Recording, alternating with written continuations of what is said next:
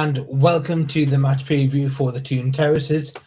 And just like yesterday, we've been made to wait a little bit longer. We thought we'd give you a little bit of a longer wait there before coming and getting this show on the road.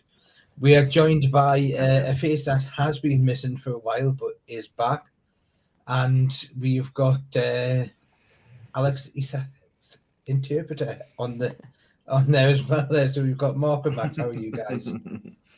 Yeah, I'm great. Beautiful weather out here in sunny Newcastle right now. And he's followed over. Yes. Hey. Black Mamba. Good to see you. Exactly. Now, what we're going to do is, it's been an annoying week, not in the sense that the Brighton game, but from the fact that it was difficult to fit in the match preview for the Brighton game, do a podcast, then cover the Brighton game, and then do another one. So what we're doing is we're just going to cover Brighton a little bit now. Then we'll obviously look into Leicester and obviously the dangers or non-dangers, if you want to put it that they've got. And then obviously we'll look at what patch of side we'll play, and then obviously give our predictions as we edge ever so closer to Champions League football. So, do you know what? I'm going to go with Max because you have flown over from Sweden for the two games, Brighton and Leicester. So what were your thoughts? Yeah. We're not going to go from the start to the end because that's something that we could maybe cover in another one in the podcast. We'll do these two games. But what were your thoughts? Like go with the first half and then the second half if you want, the atmosphere. I'm sure it's still fresh in your mind because it is for me.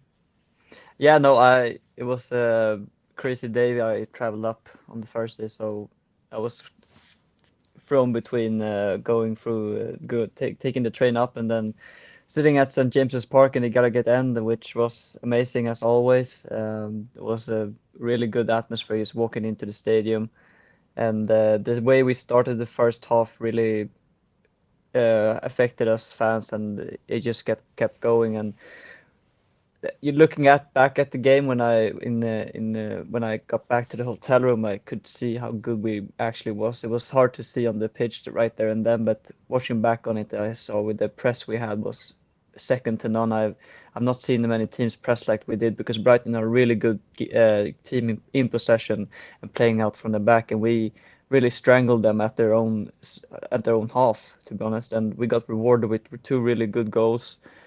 Two good deliveries from Kieran Trippier, one own goal as we all saw, and a good header from Dan Burn finally to get his first Premier League goal for us, and it meant a lot to him. We could see on his celebration.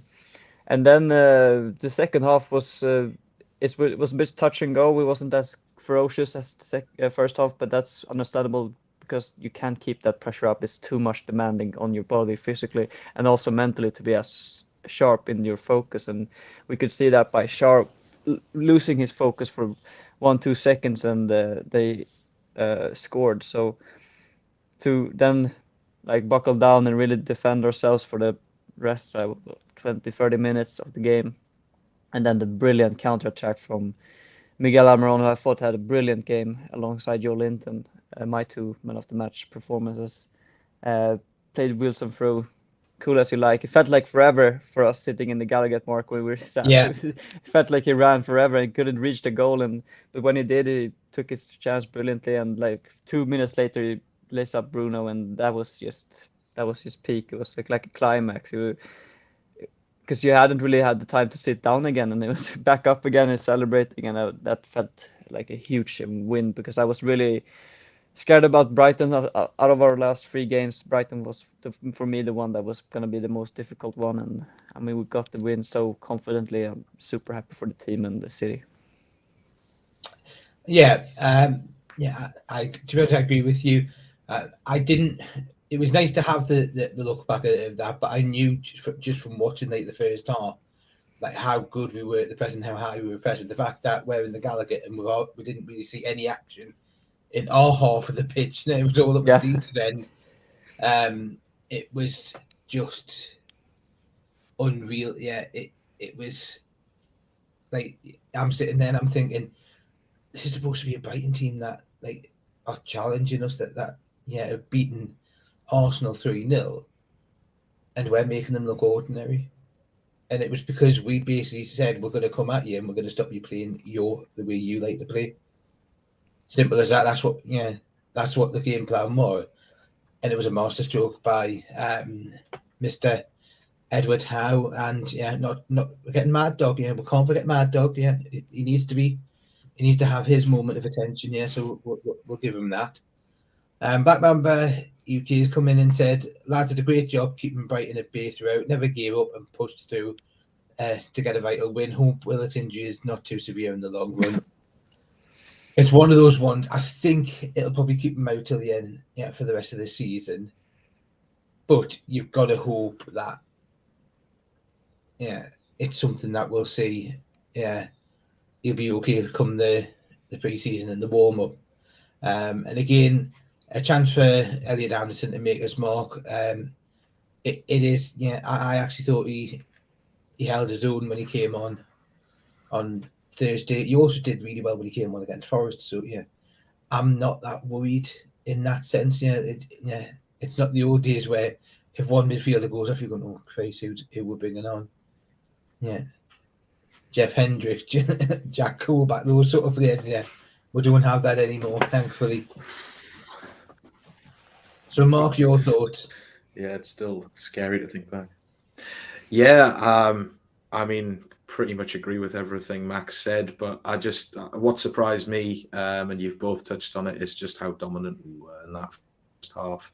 I mean, it almost didn't feel like it at the time because, at least for me, just because the goal didn't seem to want to come. And then obviously it comes and you think, okay, fantastic, let's go. And the half carries on and it really clicks in my mind in terms of so much of the game was played in Brighton's final third in that first half. And then by the time the 40 minutes or something like that, you're really disappointed you've only got one goal because you're thinking, is this going to be, what cost us not getting the goals that we deserve? And then just on the stroke of half time, I love the fact that he celebrated so vociferously as well, despite the fact it was against his old club in Brighton, which was nice to see. And, the lads egging him on to do that as well. Trippier and Botman pushing him towards the crowd and everything. It was nice to see. And second half, in hindsight, we just controlled that game. It didn't feel like it at the time because you're going through, the whole, the game's happening, opening up in front of you, and they get the goal, which was their only moment of danger. Great pass from Gilmore. Share, cost us, which is harsh, but you kind of look at it and think, oh no, here we go. But in hindsight, we just controlled that game. We really did in the second half. They threw the kitchen sink at it, didn't they? There was a little bit in the middle where I think we maybe lost that little bit of control, but we got it back. We didn't really give up any chances. That was the key thing, though, wasn't it? Because I think you're right. They certainly got a bit of a stranglehold on the game for about 10, 15 minutes in the middle of the park. We just didn't seem to give them any chances. Nick Pope never really had a job to do. So from that perspective, you sort of think, okay, yeah. I mean, like I say, it didn't feel like it at the time because you're living it in the moment. But looking back, I thought it was well controlled. They threw the kitchen sink. And Ciso, they brought on the young lad up front, Ferguson, and some others. Yeah. So, and to be honest, in a weird way, as soon as they did that, we seemed to settle into the game a bit more and just stepped up a gear and looked like we were gonna. Could have refocused the mind. I think so. I think so. As a player, we're going, oh, hang on, McAllister is coming on, and so is Ferguson. So you look at that and you're going, right, okay, we need to be reminded. So it's just that maybe little reminder of, right, okay, this is what we need to be focusing on. Totally agree. I said it was a thoroughly professional performance. Yes, 4-1 flatters us, and I'm not going to be one of those fans who goes, no, but enough. I think 4-1 did flatter us. I think 3-1 might have been probably a deserved one, but I just think that 4-1 just took it a little bit over the deserved in it and maybe flattering us a little bit on that side. But what we'll do is we'll focus maybe on a little bit. Yeah. Yeah, but what we'll do is we'll focus now on the game tomorrow night, the final game at St James's Park this season. Second season in a row it's a Monday night, which I'm all for. It's like, please, can we not just have every final game of the season on a Monday night, because it's just cracking. Maybe not so for people who are working on the Tuesday, but other than that, it's just I just love them because I like it. Yeah, I love a game under the lights. Yeah, we haven't lost an evening game under Eddie Howe, which is kind of crazy. Exactly, and we own, and if that record's to continue, we'll be in the Champions League because we only need 1 point. Now, obviously, if we're looking at the Leicester side, I've got the team in front of us now, which they played against Liverpool, and I'm looking, I'm going Maddison, Tielemans, maybe, and Vardy, and that's really when I'm looking at it, I'm going, well, that's the threat. If anything, Harvey Barnes is okay. Yeah, it's probably fair. Harvey Barnes is decent, but I just don't necessarily think he's a threat to the level that Tielemans, Vardy, and Maddison are. So realistically, I don't think he's had a very good season. No, but then again, the whole team hasn't, and they've had 2 managers now. In that sense, like I said, I think if we can keep, I'm not even that bothered about Vardy, to be fair, because he's getting on. I think if we can keep Maddison and Tielemans quiet, I think that, for me, that's enough. If you can keep those 2 quiet, then that's the threat for Leicester gone. I think that'll be the key to the game, keeping them 2 quiet. Yeah. Their back line is really poor. It's been leaking goals all season, and their goalkeeper is really subpar at best. So for us, so you've got Johnny Evans, who is probably 52 now. I don't know. Yeah, he must be due for his pension, surely. Exactly, and then you've got that Vout face, which is, I think, is the wish version of David Luiz. Yeah, and imagine I think he's guys going to be in for a time against Alexander Isak, Callum Wilson, and Miguel Almiron. If that's the forward line and that's how we form up, that's going to be they're going to give them problems. That's for sure. What's Isak done? I mean, he's going to retire Johnny Evans. I can guarantee you that. Nah, that's Callum Wilson's job. That. He's gonna bully Woodface, but yeah, sure. So obviously, we're looking at that, and we're looking at the Leicester set now. The only thing which I would say is probably something that it could be working against is that this is a Leicester team that know that they need to get a result tomorrow to have any chance of staying up. The question is, do you think that is a negative for us, or is that a positive for us? Because the question is, will those Leicester players collapse under the pressure?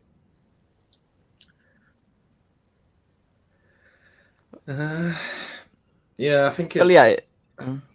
I think it's probably a bit of a negative for us, but I wouldn't read too much into it, because if you think about it, the pressure's been on Leicester for a while, have they? Wherever they've gone, it's not just that they haven't been getting the results; they've looked all.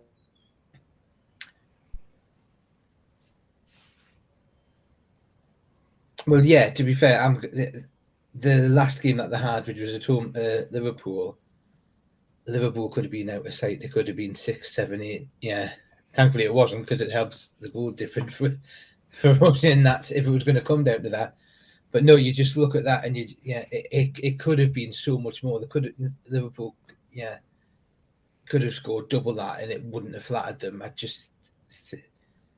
I think the first goal is the most important. If we get that, I just think Leicester City heads will drop, and I just think that'd be enough. And hopefully with that, it then means you then get a second and a third and whatever, and just like really, really go at them.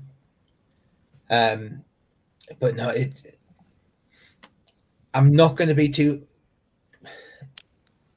confident, shall I put it that way, because nerves seem to have done me done me a favour, because I was nervous in the Spurs game and we won. I was nervous in the Man U game and we won, and I was nervous in the Brighton game and we won.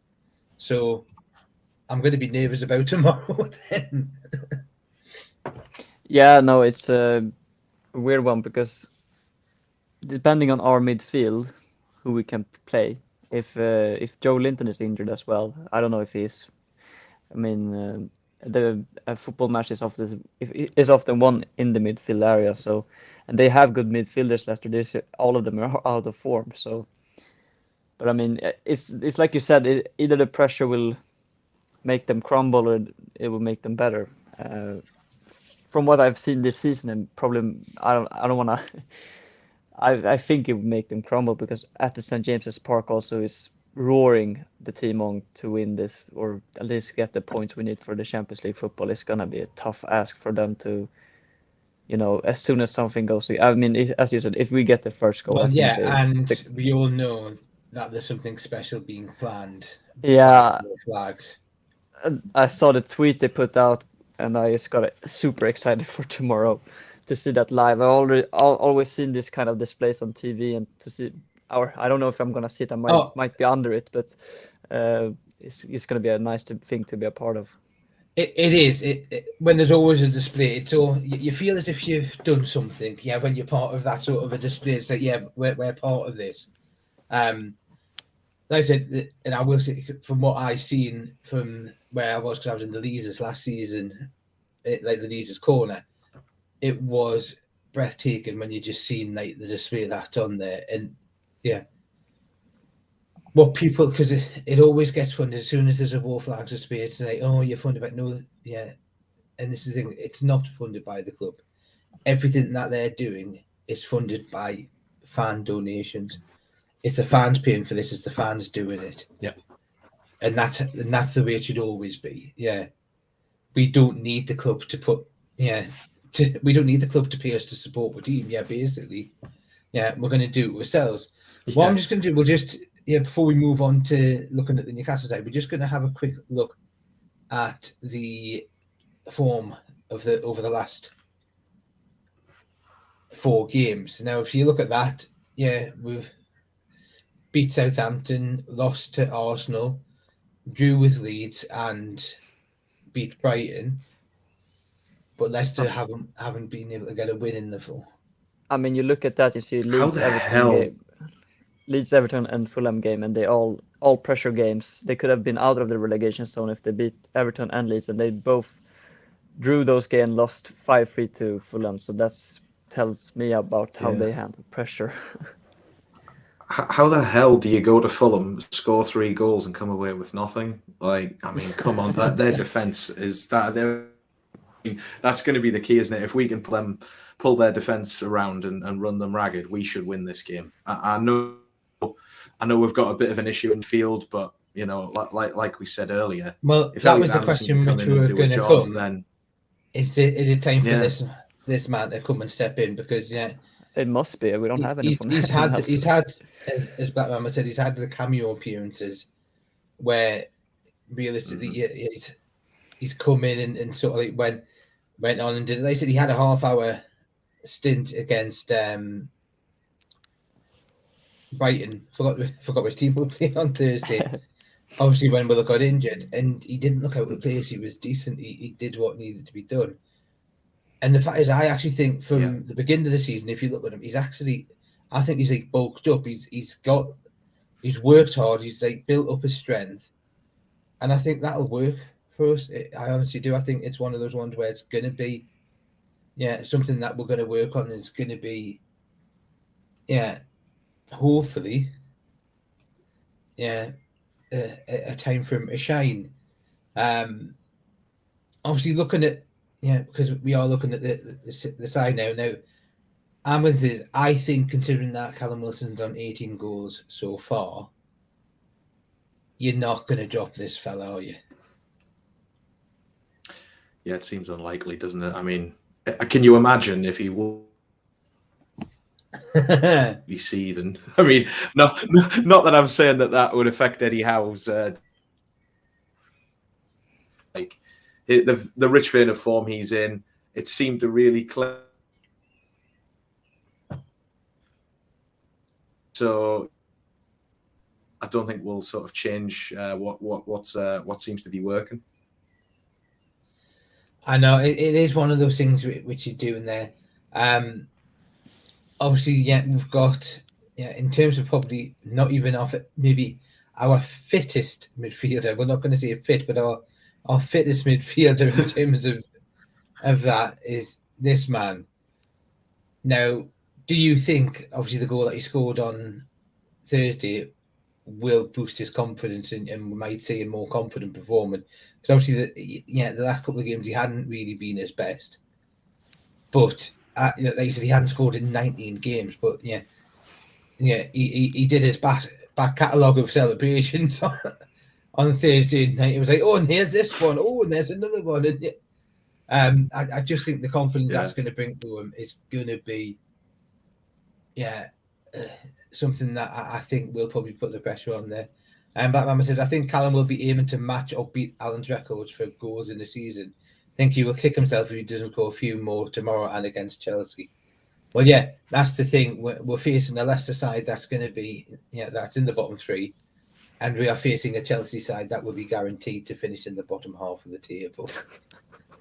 I'm sorry, I tried to do that without laughing. And they've both...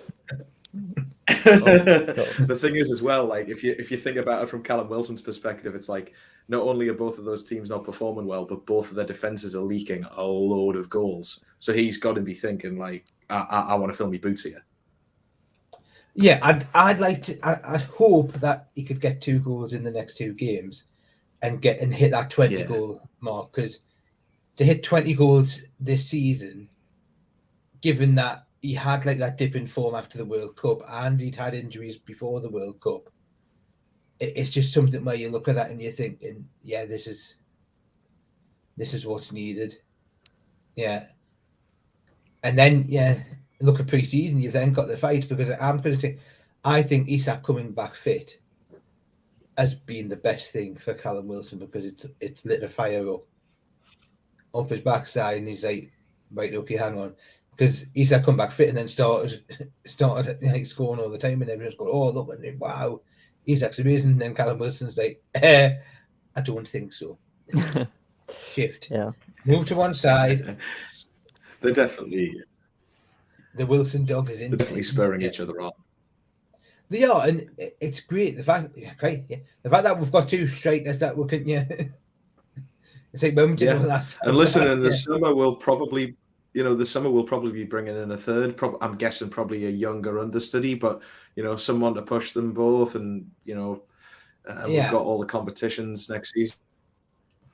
Well, I'm just going to. I'll just put this on there. This is just what I've knocked up in what I think. I think the lineup's going to be. I honestly can't see much changing. I think if anything, it'll just be Anderson that comes in for Willock. I just don't think. Given the performance that we did have, it's like, are we going to drop anyone? No, I don't I think agree. so. I think that will be the lineup. Yeah. I think the only alternative... Sorry, I was just going to say, I think the only possible alternative you can really go with, and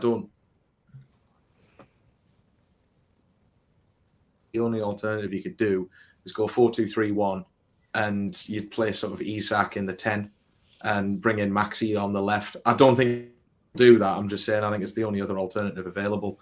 I think that lineup that you've put up there, Mark, that will be the team. I do. Obviously, what you've got is Black Mamba with the final home game of the season tomorrow. Which players are we likely to be seeing for the last time and saying goodbye to? Which is a good, actually, it's a good question when you look at that, because we've got 5 substitutions now. I don't think Eddie Howe's sentimental. So if the game's still in the balance, he's not going to put someone on to do a swan song just for the sentimental aspect of it. because we're fighting, Yeah. for a position here. But if the game's won and gone, might he be like, well, yeah, go on, I'll stick. But then again, I don't think there's anyone that's in the matchday squad realistically that he could be seeing. Maybe Manquillo, Yeah, I was thinking of him as well. because I you've got. think Manquillo probably does leave in the summer. Because I'm just thinking, you've got Emil Kraft coming back from is obviously his injury, and then you've got Ashby, who the young lad who's been brought through. So you're looking at that and you're thinking you might see him going. Jamal Lewis, if you're going to look at that, him. But he doesn't really like sending off. He's barely played a game for us. No, but yeah. The question is, will Ryan Freeze have make an appearance for the No. lack of appreciation? I suppose the interesting one to entertain, and I'm not saying this is dead certain to happen or anything, but could it be Maxi's last game for us at St James's Park? I think, if an offer comes in that's the right money, the club might take it just from FFP perspective. I don't buy into this idea that Eddie doesn't like him or he doesn't trust him or whatever. I think it's the opposition that you're playing, and sometimes Maxi doesn't make it into the squad because of that. Yeah. But I just think if the price is right, they might take. Yeah, I think the problem with Maxi is he takes a while to get up to being Maxi in games. So like if he's had an injury and he's missed time, it'll take him time to get back up to where he's been. And it's like we can't have a player like that. We need a player that can come back from injury and be that player from the first minute. I've said this, and I'll stick with this. I do think this will be the swan song for Alan Saint-Maximin, because I just think if a club comes in with a decent offer, I think the club will likely go, yeah, right, okay, but we'll do that.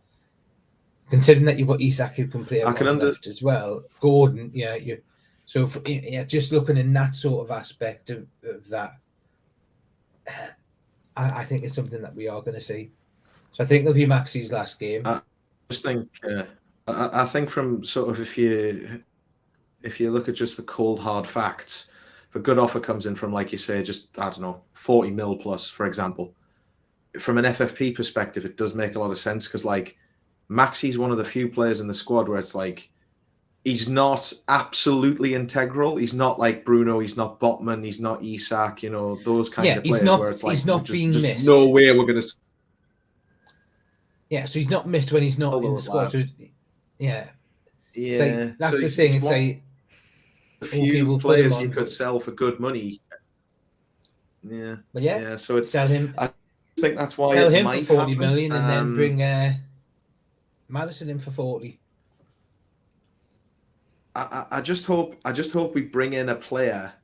I'm not saying they have to be like a wild card. Like I do want a player that can come on and be a bit of a plan B right now, because we've got a lot of players. A lot of our wingers are like, well, they're hard work and they're relentless. They're blah blah blah.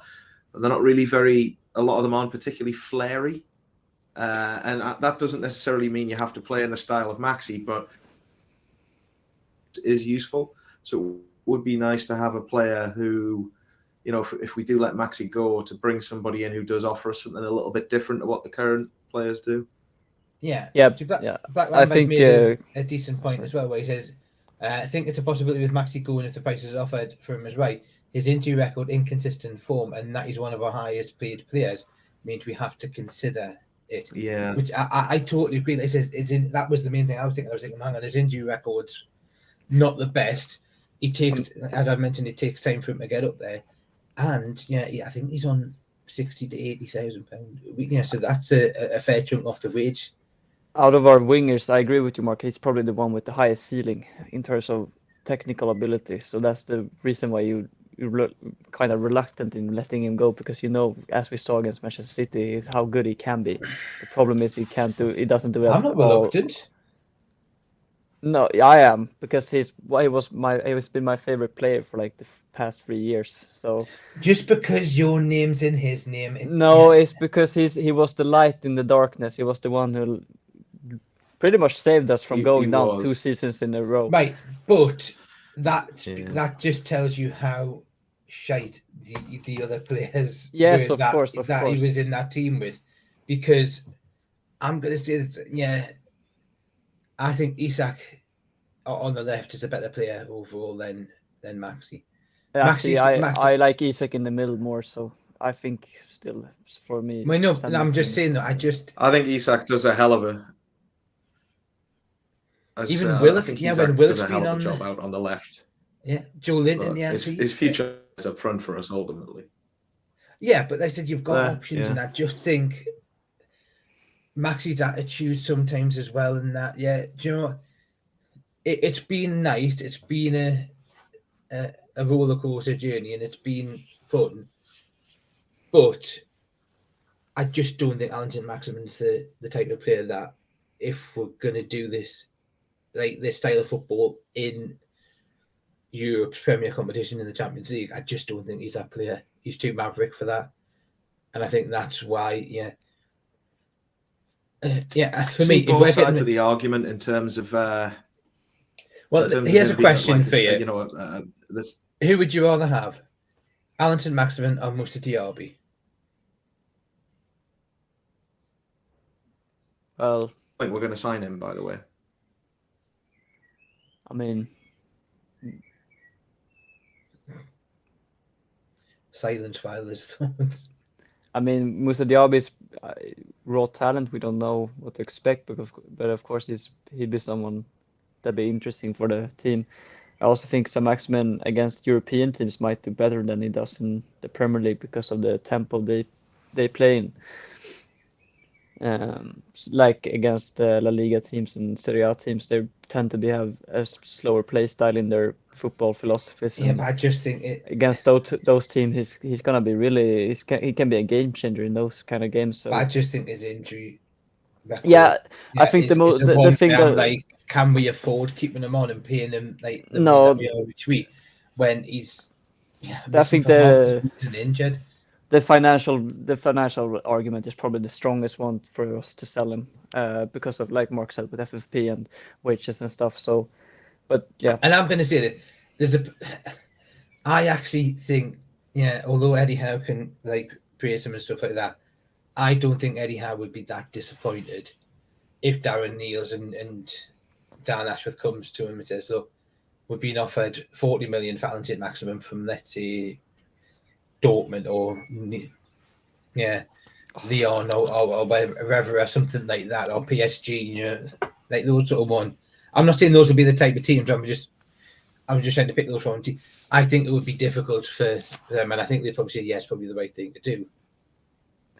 see, I think a Premier League team will buy him, and that's gonna be painful. That's gonna be really painful. I don't think they will. For me, it's gonna be painful to see him in another team. I don't like Well, that. here's the question: who in the Premier League would take him? I mean, Spurs has been interested before. Go on, let him go. Let him go to Spurs. No, I don't like that. I think I'd rather see him in the Serie A then. the thing is, well, no, because we can do a swap deal, can't the we? top. We'll give them Maxi. They can give us Son. No, I had Kulusevski then. In that, if that's the case, I want Kulusevski. Yeah, but he's not. Oh yeah, it doesn't belong to them. That's true. So we can still get him anyway. Yeah. Or we'll do what I think we have to get used to this idea of selling and get players Harry like Kane just to sit on the bench so he doesn't break Giroud's record. Yeah. Yeah, that was funny. But all the top clubs sell good players. They all do it. They all trade well. Man City, and we're gonna have to get used to this. Yeah, exactly. It's like the key is you don't sell your best players, and when you do sell good players, you bring in damn good replacements as well. Well, that's the thing. I was shocked when they sold Jesus, because I always thought he was a decent player for Man City. And then when you look at that, you went to Arsenal, you're thinking, that's a strange one. It's like a top four like rival there. But then they bought in that Julian Alvarez, and then you go, yeah. okay, I mean, right, to be honest, that Alvarez is class.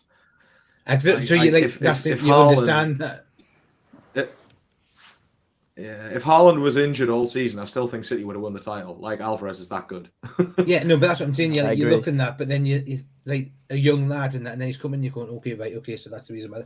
And that's why I'm saying, yeah, Max, he's not getting any younger. If anything, he's getting older. And I just think he's got too many distractions off the pitch. Because you're probably right. I mean, I'm just too emotionally attached to him, so yeah. I'm not. Yeah, this isn't a conspiracy, but it seems to be that every time he's got an injury, he manages to get to a Helios event.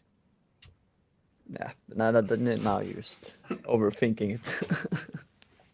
Well, no, but it's just that. I mean, the thing is, like, he's got that focus, and I'm like, look, I honestly would, yeah. If he left, I wouldn't be that disappointed. To be fair, but then if for me, it's all about Diaby, yeah. You know, and this thing, Diaby hasn't. Diaby, great.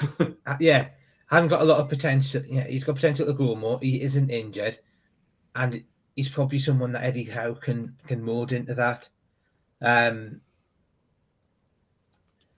You look at that, like Notts Forest, if they have any money left to start. Oh yeah, actually, no, that's a.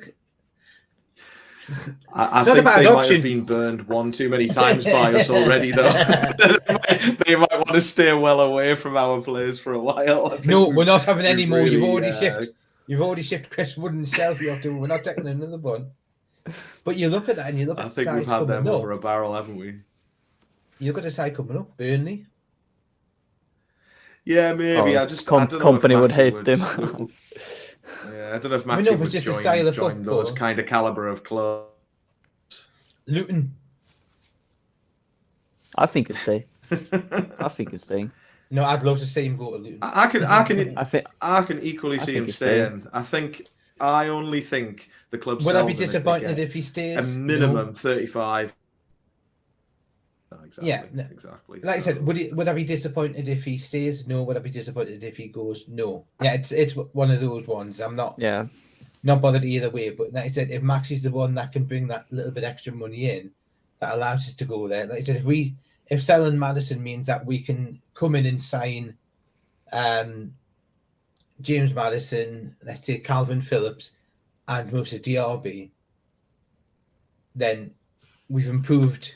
Like you said, the midfield, we've improved the left wing. And then obviously, let's say Tierney comes in at left back. There you go. You're done and dusted. You know, you've got a good nucleus of a strong side in that. And like I said, if Kieran Tierney's coming in, you've still got like Dan Burn and Matt Targett there as the option. If Madison comes in, you've still got like Willock and Joel Linton and Calvin Phillips comes in.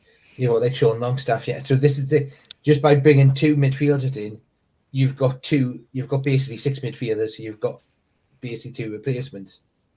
Yeah, you've got let's say a Champions League team and a Premier League team. Yeah, and that's something that we're going to need to look at there. But I just think, there's deals that probably can be done. There's no point in guessing the transfer market. Yeah, we'll know about it when, no doubt, there's a plane on its way to Newcastle from somewhere, or there's a car being sighted at the training ground. But like I said, whatever happens, these owners and the management of the club have earned the right to be trusted because they have been spot on with every single decision. I think so far. I don't think they've had a dud in terms of signings. The jury's out on Gordon, but other than that, every signing's been good. Unless who knows what's going to happen? I'd say we sell Gordon this summer and keep Max. I'm outnumbered on this one because but I will fight. I know you got the two Gordon haters here. Yeah, but I'm going to fight for Anthony Gordon's corner. Like I said, he's come on. He's done decent when he's had to come on and do things, but it is going to take time. The same as it took Isak time, because as Eddie Howe kept saying, he might be match fit, but he's not Eddie Howe match fit in terms of the intensity. And he's coming back. Yeah, he came from us like we mentioned, a Frank Lampard team. and we all know what Frank Lampard can do because we're seeing what he's doing at Chelsea. Yeah. So I'm one of those ones of. I think we've got a player in Anthony Gordon. I genuinely do. I think he's got the talent, and I think he's got the passion and the desire. I just think we need to get that pre-season where we can work with them. Similarly, what we've done with other players, but I just think that pre-season with Eddie Howe, it's going to be ones, and I actually genuinely think we'll see a different Anthony Gordon in the summer, in next season. Yeah, I hope so. Helping with many assists for Isak. Yeah, I'm less convinced, but I hope that turns out to be true. Yeah, we'll see. Well, put it this way, I wanted to sell Almiron last season. Yeah, I mean, a lot of us probably did, and no, but that's the point, though. Everyone was writing Almiron off, and then look what happened. Yeah. And I will apologise to him if I see him for doubting him. I'll be like, I'm sorry, Miggy, I didn't mean to. Yeah. But yeah, it is just that. Let's go to predictions.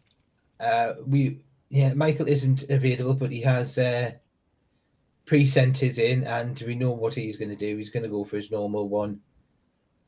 It's the Desmond 2-2. Jesus, what's standard? I'll tell you what, we'll go with you, Mark, on what you think, and I think Max probably wants to think about his. I think we win this game.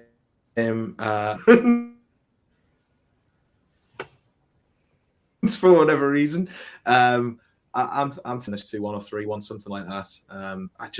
I'd be really disappointed if we don't bag at least 2 goals against this Leicester defense, because it is a really. So you're bad saying defense. that? So you're saying Nick Pope isn't going to keep a clean sheet? I don't think so, because we just aren't at the moment, are we? It's like. Well, Black Mamba does. Black Mamba thinks we're going to keep a clean sheet, then yeah. I hope he's right and I'm wrong. No, absolutely, that'd be fantastic to see. But it's I don't know. It's just so many. I mean, it feels like we deserved a clean sheet against Brighton. Everton away, how the hell we came out of that conceding a goal, I've still got no idea. Even the Spurs game where we somehow concede a goal. I mean, look, at the end of the day, it doesn't matter as long as we're winning games. It's great, but it is a bit of a weird quirk to think it's been a while since we got a clean sheet, more than anything. But yeah, I think maybe that run unfortunately continues. But hey, who cares? If we win, we're in the Champions League. Well, if we get a point, we're in the Champions League. But obviously, we want a bit of a party to finish the. Yeah, of course we do. The season.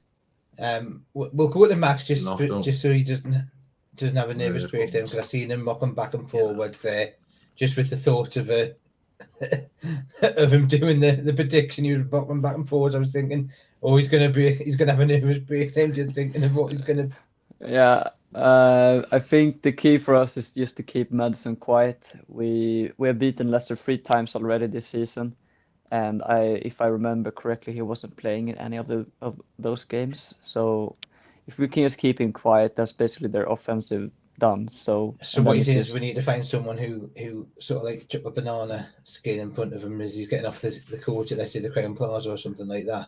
Yes. So if you see me around that area, don't tell anyone.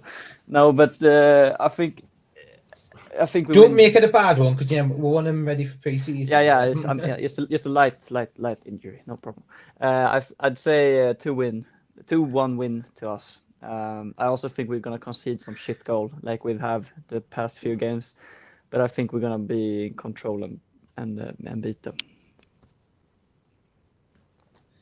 Well, fingers crossed that's going to happen. Let's hope so. I don't know. Again, as always, I never do predictions. I'm not going to start. The one thing that I do know is that it's going to be a very loud and raucous atmosphere.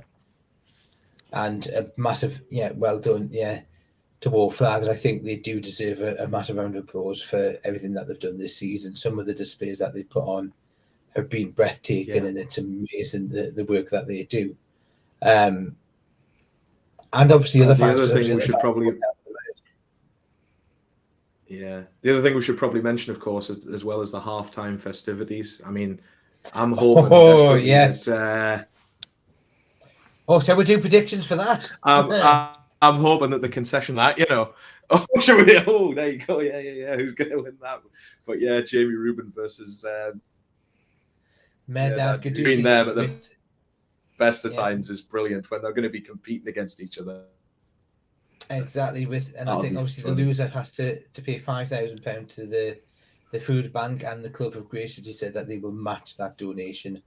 So it looks like £10,000 will be getting donated to the food bank, which is a fantastic thing, to doing that, and it's a great cause, because unfortunately more and more people are needing to use them, so more and more money is needed. But in the fun aspect of it, we're going to see who's the best. Is it going to be Merdad, or is it going to be Jamie? My money is on Murder. I still think the bet should have been the loser buys everyone a drink. Oh, that would have been expensive. Oh, that would be good. Exactly, yeah. Leicester City did it. Yeah, but they're in the relegation battle. So. To be fair, though, theirs is a smaller stadium, so there's a lot less people to buy a drink for. It's a lower bar bill, isn't it? Exactly. And you don't know what the Geordies have been wanting. There's probably expensive drink taste with the Geordies. It's like, you didn't say what? I've got the bottle of champagne. Oh, man. Exactly. So what we'll do is we'll wrap it up here, because I think we're starting to get giddy thinking about tomorrow and that. Yeah. It is sort of sad, because it's exciting to go there, but then it's sitting there and I'm sitting there thinking I'm not going to be back at St James's Park until maybe July if there's a friendly, or August time for the Premier League, and that's where it sort of like gets disappointing. But to be fair, I think we'll probably all need a break after this season. As a Newcastle fan, you're probably like, we just need a couple of months just to get to not have to worry about that. But then again, we've got transfers, and that'll keep you entertained. Yeah, who's coming? Mbappe, Messi, That's always entertaining. The transfer window is always entertaining, so let's see. Exactly, yeah. We'll have the in the nose, the not in the nose, the who knows, what knows, and everything. But what we'll do is we'll wrap it up. We'll say thank you for watching, and we'll be back at some point in the week with our podcast, and hopefully by, let's say, 10 o'clock tomorrow night, this will be belting out at St James's Park.